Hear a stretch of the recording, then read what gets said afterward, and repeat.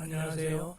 오늘은 예고한 바와 같이 동영상 강의로 대체하기 위해서 오늘 강의 주제는 챗 GPT, 즉 생성형 인공지능 챗 GPT의 활용과 규제에 대한 법제 검토. 그래서 챗 GPT가 최근에 가장 뜨거운 인공지능의 한 주제가 되어버렸죠. 2022년 11월 30일 날 그 오픈 AI가 자기들이 어느 정도 생성형 인공지능인 이 챗 GPT가 완성됐다고 봐서 이른바 3.5 버전을 공개함으로써 일반인들에게 이제 대화형 생성형 인공지능으로 그 활용도가 매우 넓어졌고, 또 일상생활에서 이제 GPT를 하나의 협력자, 파트너로서 받아들이게 되는 그런 계기가 된 아주 센세이셔널한 그 인공지능 기술이 되겠죠. 그리고 오늘은 이 저작권법과 관련해서 또 그 개인정보보호법이라든가 또 그 많은 양의 데이터 축적 과정에서의 인권 보호에 관한 법제 검토를 중심으로 강의해 보겠습니다. 먼저 서론에서는 이 챗 GPT가 등장한 배경이나 기술의 발전 같은 걸 좀 보고, 2장에서 챗 GPT의 기술적 발전 과정, 3장은 챗 GPT의 범용적 활용, 즉 전 산업에 걸쳐서 활용되는 현황과 앞으로 활용의 전망, 또 4장에서는 오늘 강의 주제의 핵심인 챗 GPT의 법적 규제에 대한 법제 검토로서 저작권법, 개인정보보호법, 또 인권 보호 문제 이런 것들을 다뤄보겠어요. 마지막엔 결론으로 오늘 제가 연구한 주제의 결론이 되겠죠. 그래, 이런 제가 논문을 쓰고 연구하게 된 건 4차 산업혁명에 관한 테크놀로지의 중심에는 인공지능이 있는데, 이 챗 GPT도 생성형, 대화형 인공지능이다. 또 이런 인공지능이 중심이 되는 4차 산업혁명의 테크놀로지가 적용되는 사이를 우리가 지능, 정보 사이라고 하죠. 그래서 4차 산업혁명과 지능, 정보 사이의 하나의 기술적 특성으로 나타난 게 이 생성형 인공지능 챗 GPT다. 그럼 먼저 이거는 What is 챗 GPT? 챗 GPT가 도대체 뭐냐? 그래서 오픈 AI는 이 챗 GPT를 개발한 연합적 성격을 띠는 비영리 단체였었죠. 그러다가 최근에 마이크로소프트사의 빌 게이츠가 뛰어들매 이 오픈 AI는 이제 제한적이지만 영리단체, 즉 그 약간의 이익, 아마 그래 머지않아서 챗 GPT가 유료로, 지금도 뭐 이제 무료 버전, 유료 버전이 따로 공급은 되고 있지만 그렇게 될 거다. 여기 인공지능이 이렇게 서 있는데 이건 인간, 사람이 서로 협업하고 잘 좀 지냅시다, 뭐 이런 암시를 하는 것 같아요. 이거는 챗 GPT의 그 자기들 대문에 있는 그 로고, 그래서 아마 미국 국기를 이렇게 상징하는 것도 같고, 자기들이 하나의 엠블렘으로 그린 거라고 보시면 되겠어요. 그럼 먼저 1장 서론. 챗 GPT 등장으로 인간과 기계의 경계선이 없어지면서 사람들은 자신이 상대하고 있는 자가 기계인지 사람인지 분별하기가 점점 쉽지 않게 되었다.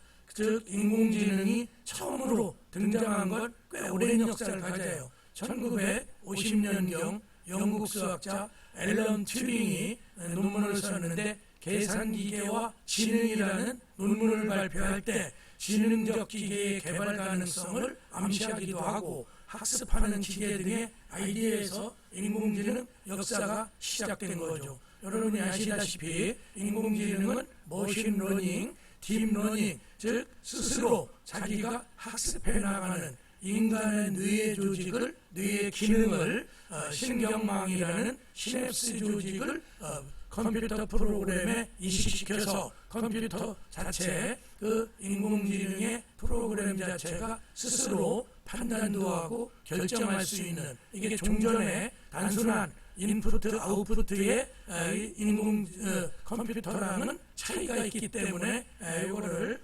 아티피셜 인텔리전스 이렇게 얘기하는 거죠. 인공지능의 역사가 1950년이니까 굉장히 놀랍죠. 세 번째 문단, 챗GPT는 정보 검색 및 접근 방식의 전환을 가져왔다. 그래 종전 우리가 많이 쓰던 구글의 검색기, 또 우리의 포탈인 네이버라든가 다음 이런 걸 우리가 이제 주로 정보 검색을 쓰면서 많이 편리해졌죠. 자기가 찾고 싶은 지식을 얻어내는데, 근데 이 정보 검색기인 종전에 구글 같은 또 네이버 같은 것은 텍스트를 이미 자기들이 찾아놓은 그 문서를 던져줄 뿐이고, 또 제2차적으로 정보 검색자가 그걸 정리한다라든가 추려내야 되죠. 그런데 챗GPT는 직접 거기에다가 정보 검색의 창에다가 카카오 우리가 어떤 자기가 연구하는 주제 하나를 쳐넣으면, 그래서 가령 아메리카노라면 종전엔 아메리카노에 대한 위키백과라든가 이런 걸 텍스트를 쭉 몇 페이지에 걸쳐 나열해 주죠. 그런데 인공지능 중에 챗GPT는 바로 생성, 대화형이니까 나 아메리카노 맛있게 마시는 방법이 궁금해 이렇게 얘기를 하면은 이제 거기에 그러면은 커피콩을 어떻게 볶고 그걸 갈아서 또 어떤 여과지 같은 데 걸쳐서 그걸 물 몇 cc를 넣어서 추출해내면 됩니다라든가 이렇게 완성형으로, 즉 서로 간에 대화하고 내가 필요한 텍스트를 생성해 나가는 그런 기능을 해서 종전에 검색기를 대체할 걸로 예상하는 거죠. 그래서 책이나 예술과 같은 생성물을 만들어내면서 우리가 디지털 세상에서 일하고 소통하고 즐기는 방식의 변화를 이 챗GPT가 가져오기 시작했다. 그래 AI 기술의 발전은 한편으로는 혁신을 가져오는 동시에 다른 한편으로는 법적, 윤리적 위험을 일으키고 하는 이른바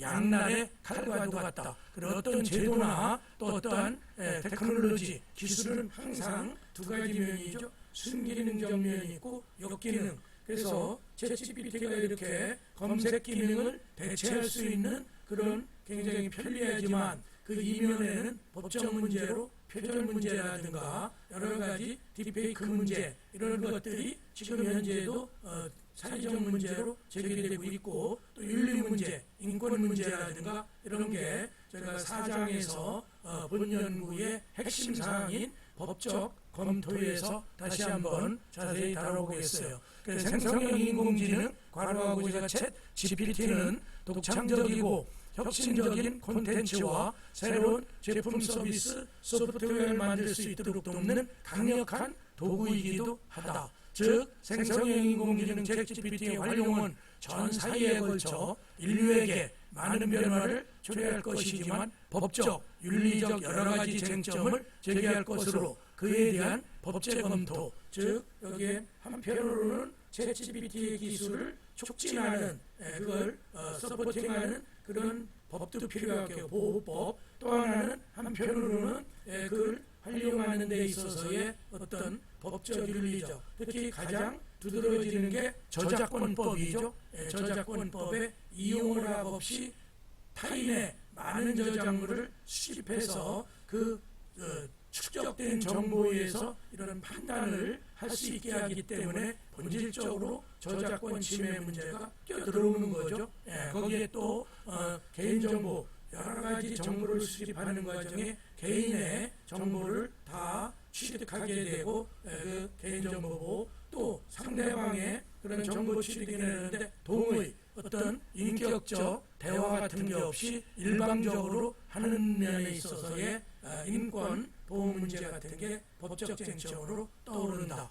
세 번째 보면 챗GPT에 관련 법적 쟁점들은 인공지능 서비스 및 이용이 국경 개념이 모호한 인터넷 공간에서 이루어지므로 해외 국가들의 동향 파악 및 국제 협력을 통해 법제 개선 방향의 지향점을 맞춰가면서도 신속성을 담보할 수 있도록 법제 개선 노력이 필요하다. 그래서 이런 새로운 기술에 있어서는 국제 동조, 또 해외의 입법 동향은 어떤지 이런 것들을 두루두루 살펴봐야 된다는 거예요. 맨 마지막 문단 보면 AI 시대에 챗GPT의 범용적 활용을 중심으로 제기되고 있는 법적 쟁점과 규제에 대한 법제 검토를 이 연구에서 시도한다. 그래서 제가 이 논문을 쓰고 또 발표하게 된 계기는 작년 2023년 2월 20며칠경인가요? 그때쯤에 성균관대학교 법학전문대학원에서 그 대학원 소속 교수님들과 또 성균관대학교에서 박사학위를 취득하고 각자 자기 분야에서 법학 강의를 하는 법대 교수님들이 함께 한 50여 분 모였을 때 제가 주제 발표를 했고 또 이 주제 발표의 논문을 집합건물법 2023년 5월 후에 게재해서 한 40여 페이지 정도의 방대한 논문이에요. 그래서 이걸 제가 연구하게 됐고 여러분 강의에도 도움이 될 것 같아서 저작권은 저작권대로 또 벤처 창업은 벤처 창업대로 이 챗GPT를 창업에 범용적으로 활용하자는 취지에서 제가 동영상 강의를 하게 된 것이에요. 다음 이거는 뭐 챗GPT의 자기들의 마크죠. 또 챗GPT 이렇게 쓰고 그 다음에 2장으로 넘어가겠어요. 2장 생성형 인공지능 챗GPT의 기술적 발전 과정, 즉 테크놀로지가 어떻게 발전해. 물론 이 부분은 뭐 저의 전문적 연구는 아니래도 논문을 쓰기 위해 저도 많은 문헌들을 참고했어요. 1절 생성형 인공지능 챗GPT의 등장. 챗GPT 이건 줄여서 챗은 우리가 대화하다, 수다 떨다 뭐 이런 거죠. GPT의 약자는 제너러티브 프리트레인드 트랜스포머 이걸 GPT 이렇게 줄인 거죠. 그래서 사전에 원시적으로 또 생성된 그런 트랜스포머다 만들어져 나가는 어떤 프로그램 뭐 이런 뜻이죠. 오픈AI가 만든 딥러닝 프로그램으로 언어를 만들도록 만들어진 인공지능 즉 챗봇을 넓은 의미에서 활용하기 위해 챗GPT라는 이런 인공지능이 탄생된 거죠. 오픈AI는 처음으로 챗GPT를 개발하려고 작성한 게 2018년이죠. 그래서 그때 GPT-1 버전을 발표했고 2019년에 GPT-2 또 2020년에 GPT-3를 출시하며 버전을 이렇게 기술을 향상시켜왔고 이제 본격적으로 일반 대중에게 공개한 건 2022년 그 11월 30일이에요. 11월 말일에 GPT 3.5 버전 그때 발표한 게 3.5죠. 그래서 스스로 학습하여 인간처럼 종합적인 추론이 가능한 차세대 인공지능으로 기존의 AI보다 수백 배의 데이터 학습량이 필요하고 판단 능력도 향상된 형태의 초거대 AI의 기반, 초거대 언어 예측 모델. 그래서 종전에 인공지능은 이런 대화, 언어를 구사하는 데는 한계가 있었죠. 그래서 인류가 발전하는데 우리가 문자, 언어가 큰 역할을 하죠. 그래서 우리가 동물, 심팬지도 한 뭐 30여 가지의 커뮤니케이션을 자기들끼리 통하는 그런데 보편화된 언어 개념은 아니죠. 그런데 인공지능이 종전에 스스로 학습을 한다고 해도 대화, 옆에서 나의 말을 또 내가 입력한 자료를 가지고 그걸 새로운 자료로 생성해내는 그런 기능은 없었죠. 그런데 처음에 1950년에 튜링이라는 수학자가 예측한 바와 같이 인간의 뇌와 같이 어떤 좌니 우니 이성정리 또 감성정리가 스스로 판단도 하고 뭘 창의적으로 만들어내는 그런 걸 컴퓨터는 못할까? 이런 데서 출발해서 이제는 이 사람의 신경망 그래요. 여러분들이 생물 배우실 때 신경망이라는 게 있다고 그러죠. 그래서 A의 그 전달 매체, B의 수용 매체 사이에는 신경망, 시냅스 조직이 있어서 가령 여러분들이 뜨거운 물체에 손을 탁 대면은 그게 시냅스를 통해서 뇌로 전달되죠. 그럼 뇌는 여기서 그냥 손을 대고 있다가는 손 다 될 수 있다. 화상을 입는다. 그러니까 그때 손을 떼게 되고 앞으로 난로 근처에 가면 손을 안 대게 되죠. 뇌에서 그 뜨거워, 대지 마, 뭐 이런 식의 전달을 해주는 게 그게 시냅스예요. 그래 여기 인공지능도 그런 뇌의 판단 기능을 도입해서 또 그걸 내가 필요한 자료를 하는 거죠. 나 이번에 스마트팜을 연구하는데 그 자료 좀 찾아줘. 또 스마트팜에 어떠한 기술적인 것, 어떤 그 문장이 있는지 요약 좀 해줘. 뭐 이런 걸 대화로 하면은 만들어내는 거죠. 그래서 맨 마지막 문단 보면 오픈 AI는 2015년 12월 투자자인 한때 쫓겨났다 다시 또 영입됐죠. 알트만이라는 걸출한 컴퓨터 공학자 겸 CEO 경영자죠. 알트만 CEO와 또 요즘 괴짜, 특히 최근에 그 대통령, 미국 대통령의 47대 대통령으로 아직 이제 취임은 안 했지만 그 선출된 그 트럼프에게 많은 돈을 투자하고 아주 광팬으로서 그 최근에 보니까 뭐 능률 무슨 장관인가 거기에 그리고 또 테슬라라는 자동차의 CEO죠. 일론 머스크가 참여함에 그래서 인류에게 뭔가 기여할 수 있는 인공지능을 개발해보자 이런 뜻으로 설립인 비영리 단체가 오픈 AI라는 그런 비영리 단체. 지금은 이제 영리법인으로 좀 바뀌었지만 그래 2019년 제한된 영리 단체로 변경되며 1조 원 이상 출자한 마이크로소프트 즉 MS의 빌 게이츠가 어마어마한 돈을 또 이 인공지능 챗 GPT를 개발하는 기금으로 내놓은 거죠. 출자한 거죠.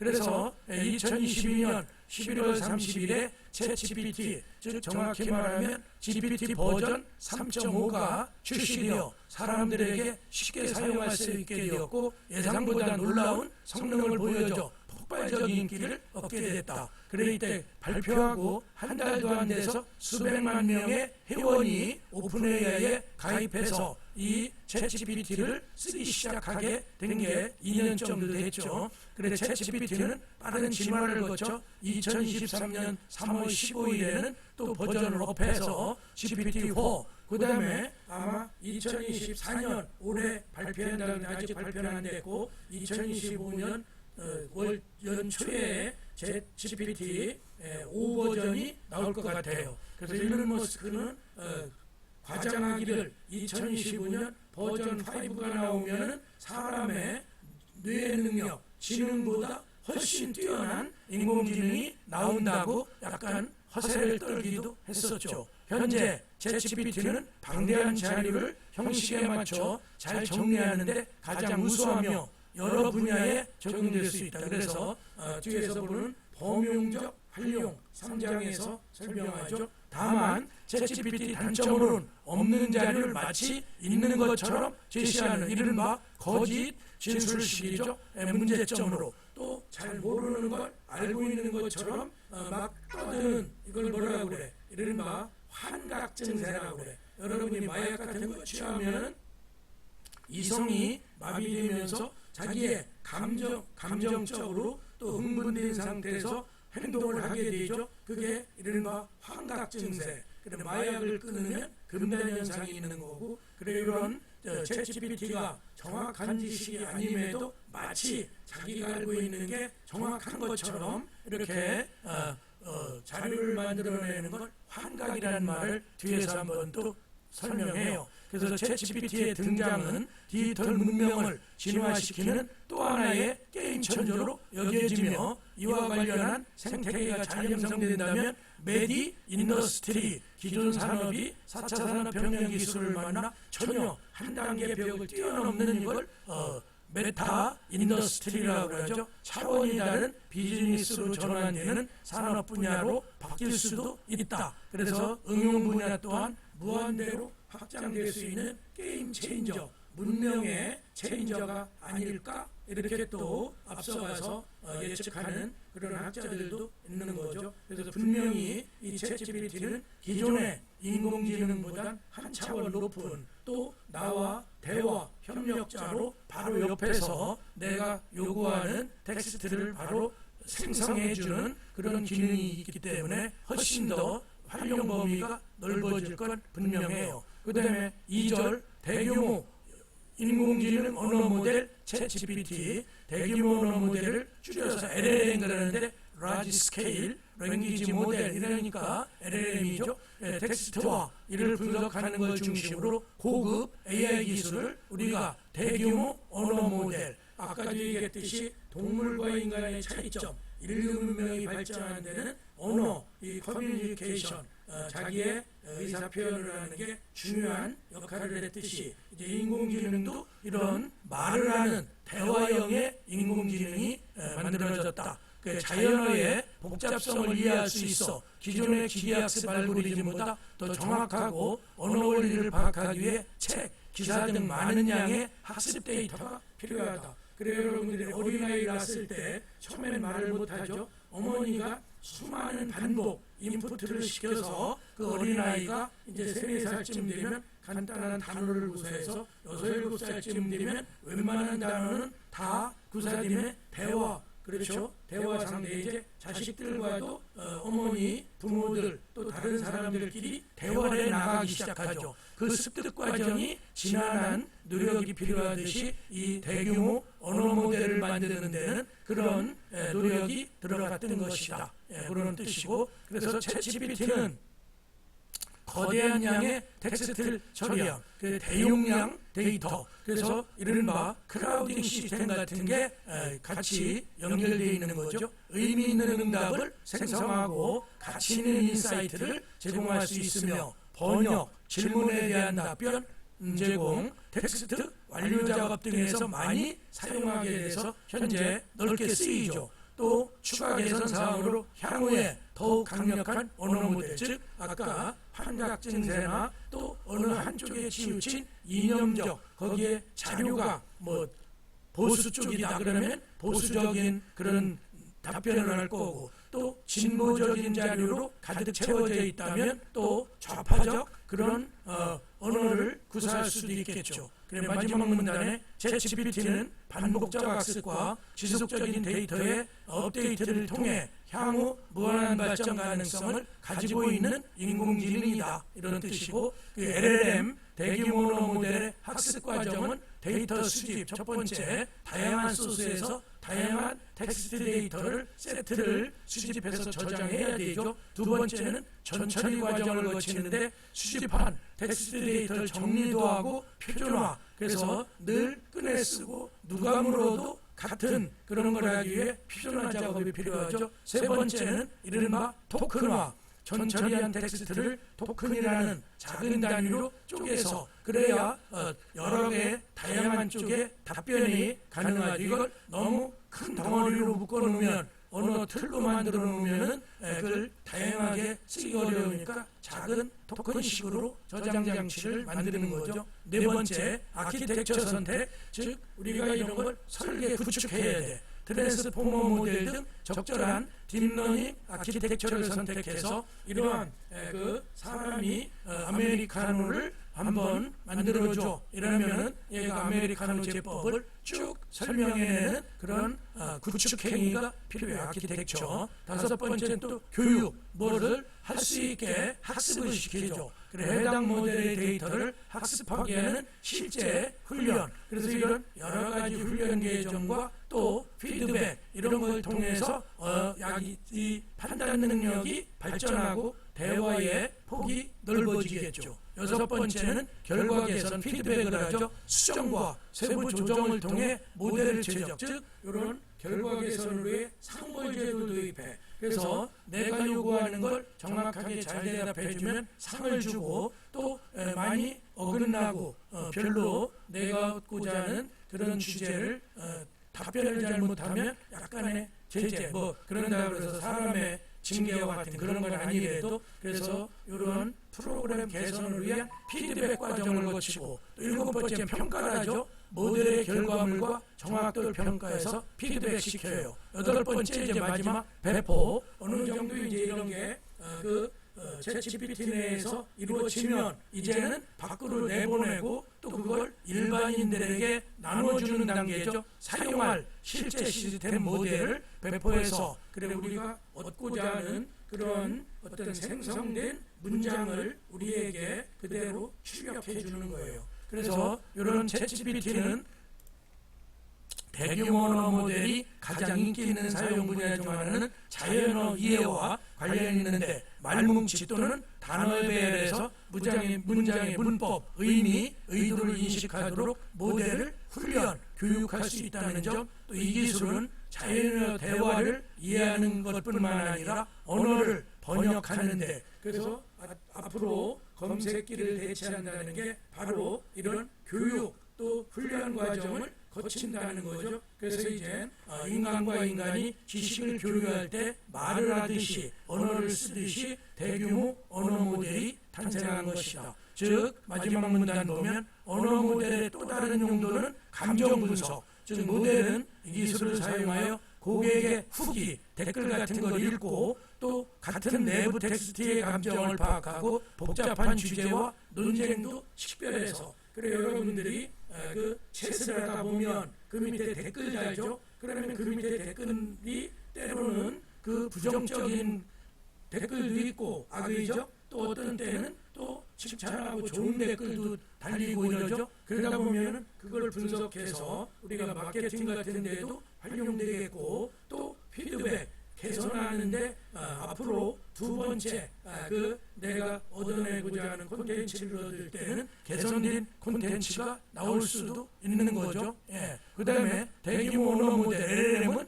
텍스트 생성에도 사용할 수 있는데 특정 텍스트를 보고 문장을 생성하도록 AI 기반 모델을 훈련할 수도 있다. 그래서 이 기술은 사람들이 자연어 대화 기술을 개선하는 것뿐만 아니라 에세이라든가 또 단편 소설을 쓴다든가 또 블로그 글 전문을 생성하는데 활용해서 내 대신 답변도 거기다가 댓글 좀 달아 뭐 이러면 댓글 달아주고라는 거죠. 이런 LLM 모델의 특징이고 또 두 번째 자연어 모델은 요약 및 정보 추출에도 사용할 수 있다. 그래서 종전에 단순한 평면적인 그 텍스트를 제공해주는 검색기 대신 이제는 생성형 또 창의적 대화형, 창의적 문장 구사형의 이런 그 검색기를 대체할 수 있는 기능도 있다는 거예요. 챗GPT는 대규모 텍스트 문서에서 의미 있는 정보를 추출하여 짧은 길이에 이해하기 쉬운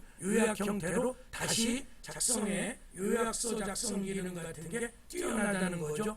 그래서 이러한 세 번째 이러한 LLM 모델은 완벽하지는 않지만 비교적 적은 수의 프롬프트 또는 입력을 기반으로 예측하는 놀라운 기능을 가지고 있다. LLM은 인간언어 입력 프롬프트를 기반으로 콘텐츠를 생성하는 생성형 AI로 사용돼서 현재 산업계에서 관심이 많은 게 이런 생성형 AI가 가능하기 때문에 많은 관심이 주목되고 있는 거죠. 그 다음에 세 번째는 인공지능의 기술 진화. 이 기술 파트는 조금 스키핑 하겠어요. 인공지능 AI는 Artificial Intelligence죠. 그래서 기술의 발전으로 제조업, 서비스업의 자동화가 촉진되어 생산성과 업무효율성이 향상될 걸로 전망된다.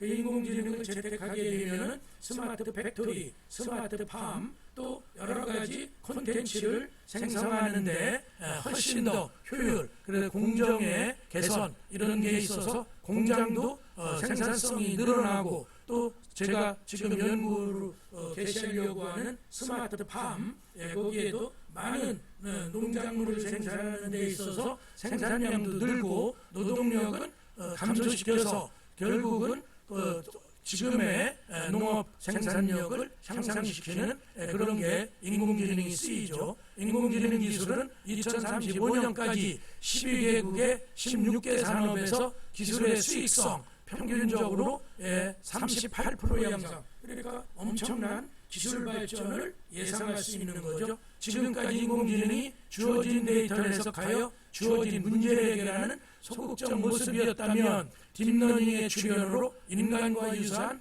지능을 가지고 인간과 같이 판단하여 의사결정을 하는 이른바 스트롱 AI, 강 인공지능. 약인공지능은 약간 소극성 내지는 이성적 통계 분석이나 이런 데 한계가 있었죠. 그런데 이 강인공지능은 거의 사람이 문장, 언어를 구사하는 것과 같은 능력도 있고 또 감정적, 아까 감정적 댓글 같은 걸 분석해서 활용할 수도 있는 것처럼 스트롱 AI 단계로 들어가서 이제 인공지능이 정점을 찍는 게 아닌가, 이런 기술 발전이 있는 거죠. 특히 자연어 처리 기술과 STT, 스피치 투 텍스트, 말한 걸 문장으로, 또 문장을 말로, 이런 대화형이 되니까 AI 기반 기술이 발전하면서 챗GPT 기술이 진화해 나가고 있다. 텍스트와 이미지와 텍스트를 양방향으로 받아들이고 사고할 수 있는 AI 기술이 빠르게 발전하고 있어 도표와 그래프, 또 동영상, 온도와 같은 촉각 정보 등 다양한 형태의 정보를 인간처럼 동시에 학습하고 활용할 수 있는 멀티모델 AI 개발이 현재 활발하게 진행 중에 있다. 기술 발전이죠. 그래서 우리가 영화도 지금 이제 연극영화과를 안 나와도 일반인도 영화 감독이 될 수 있다는 게, 내가 어떠한 장면 같은 걸 제시해주고 이런 영화를 만들고 싶어 그러면 이 챗GPT가 자기의 저장되어 있는 많은 영상들을 결합시켜서 편집해가지고 제시해 준다는 거죠. 그래서 조만간에 봉준호와 같은 영화 감독을 바로 그렇게 될 수는 있지 않겠지만 영화에 대한 기본 지식을 습득한 다음에 영상물을 생성해내는 거죠. 요즘에 영상물 합성의 가장 폐해로 우리가 이제 딥 이러는 거죠. 그래서 그런 게 지금 형법적 문제도 있고 그런 게 바로 우리도 국회에서 규제하기 위한 법을 제정하려고 하고 있죠. 네 번째, 4절, 향후 챗GPT 기술 발전 방향, 종전 AI가 인간의 판단을 보조하는 수준에 그쳤다면 향후 AI는 인간과 동일한 수준의 판단을 내려가게 될 걸로 전망된다. 즉 현재 구글이 세계 검색 엔진 시장 점유율의 90% 이상을 차지하고 있지만 챗GPT의 등장으로 인해 재편 가능성이 제기되고 있고, 과거 검색 서비스는 사용자가 스스로 데이터를 찾는 형태였으나 챗GPT는 사용자가 원하는 결과물을 바로 제공하는 형태로 검색 서비스의 대체 가능성, 창작성, 하나의 문장 완성형 인공지능이 되는 거죠. 그래, 앞으로 특정 분야별로 생성 AI를 활용해 혁신을 일으키는 기업이나 서비스가 계속 등장할 것이며, 생성형 AI는 제조, 유통, 마케팅, 금융, 의료 등 산업 발전에 범용적으로 활용될 수 있다. 그래서 여러분이 어떤 창업을 계획할 때 이 챗GPT에다가 내 궁금증을 물어볼 수도 있고, 또 여러분들이 학습,